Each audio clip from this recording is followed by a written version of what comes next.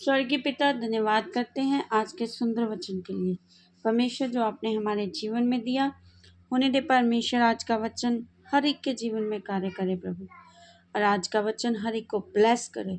आज के वचन के द्वारा प्रभु सबको बड़ी बरकत देना, आत्मा और वचनों से भरना, अपने प्यार से भरना प्रभु।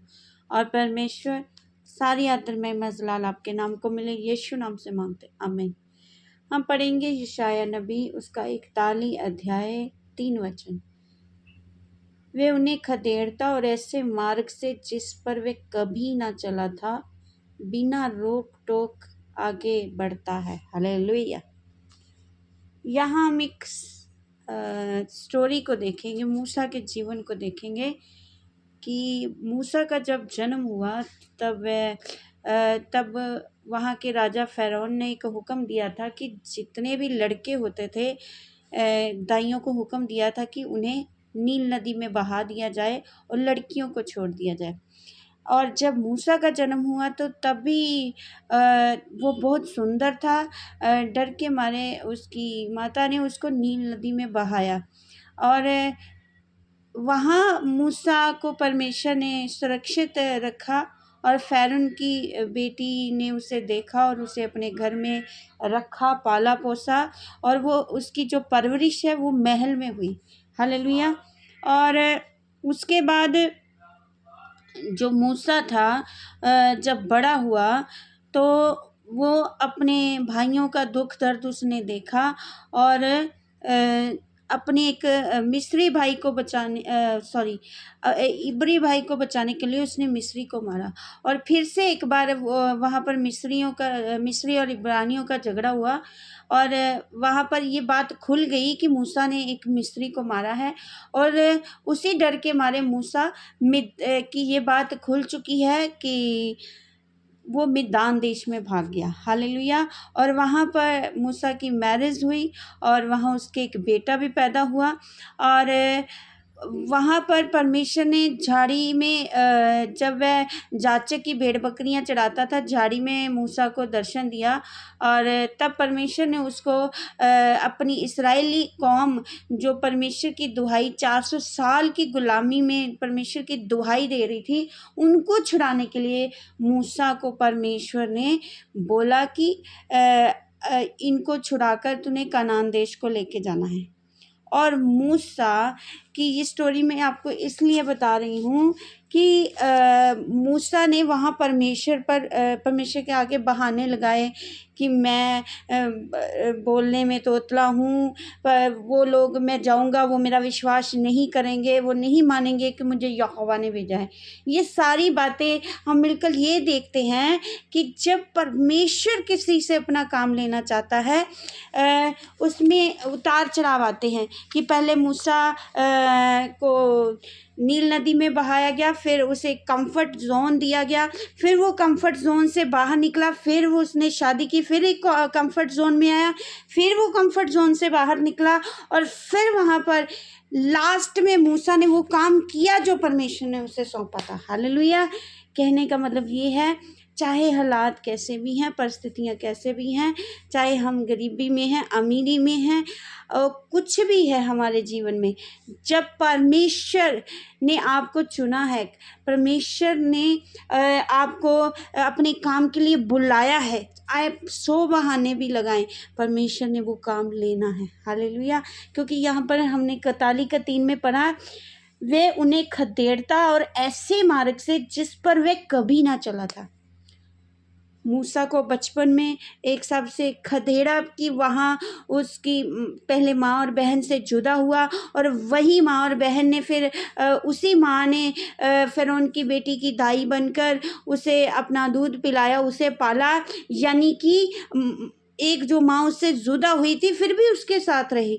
यानी यहाँ पर मूसा की लाइफ में इतने उतार चढ़ाव आए हैं कि परमेश्वर ने उसको खदेड़ा और जिस राह पे वो नहीं चलना चाहता था उसे चलाया, और बिना रोक टोक किए आगे बढ़ता है। हालेलुया।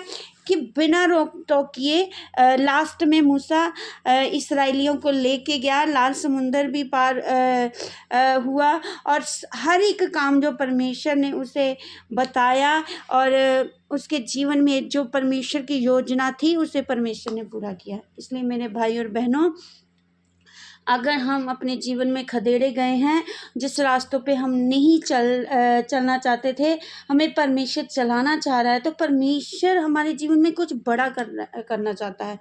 आज मूसा का बाइबल में एक नाम है, मूसा की एक पहचान है कि उसे एक परमेश्वर का जन कहा गया है, और हमें भी वैसा करना है अपनी लाइफ में। अगर हम मुझे लगता है कि मूसा गरीब परिवार में था, पर उसे एक बड़ा कंफर्ट जोन दिया गया, और वो चाहता तो महल में रह सकता था, मगर जब तक हम कंफर्ट जोन में से बाहर नहीं निकलेंगे, परमेश्वर हमको इस्तेमाल कैसे करेंगे। हालेलुया।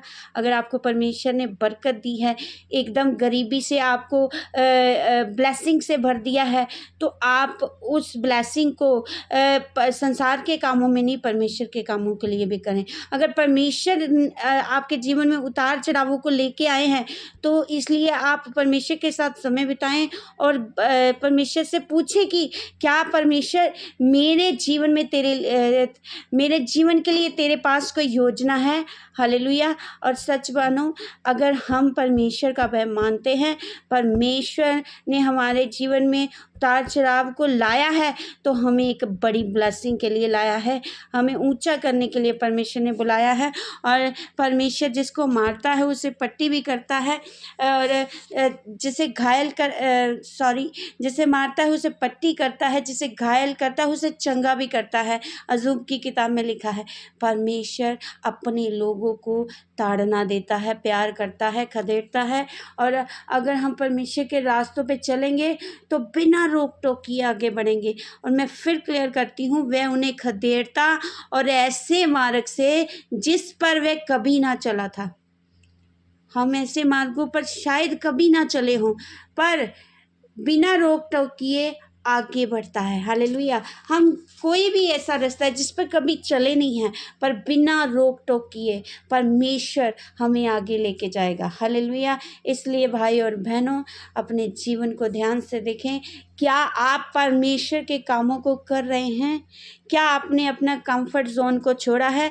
कंफर्ट जोन आज है, क्या हम अपने बिस्तर से उठकर सुबह प्रार्थना में जाते हैं? क्या हम संडे के दिन सुबह फटाफट उठकर प्रभु के भवन में जाते हैं? क्या हमने आलस को छोड़ा है? क्या हमने पैसे को पहल देनी छोड़ दी है? क्या हमने रिश्तों को पहल देनी छोड़ दी है? भाई बहनों, परमेश्वर कभी भी अपने लोगों को नहीं छोड़ता, पर हम परमेश्वर को छोड़ देते हैं। ये नहीं कि हम परमेश्वर को छोड़ दिया है। परमेश्वर को छोड़ने से भाव है, जब हम उसके काम नहीं करते ना, तो हम परमेश्वर को छोड़ देते हैं। हालेलुया। परमेश्वर को आपकी ज़रूरत है, और अगर आप चाहते हैं कि परमेश्वर आपको इस्तेमाल करे, परमेश्वर आपसे बात करे, आपका रिश्ता परमेश्वर के साथ बिल्ट हो, और आपको लगता है कि ये मुझसे नहीं हो सकता, तो आप ध्यान रखें कि जो परमेश्वर आपको लेके जाएगा, जिस आप रास्तों पे कभी नहीं चले हैं, परमेश्वर आप उस रास्ते पर आपको बिना रोक टोक किए आगे बढ़ाएगा परमेश्वर।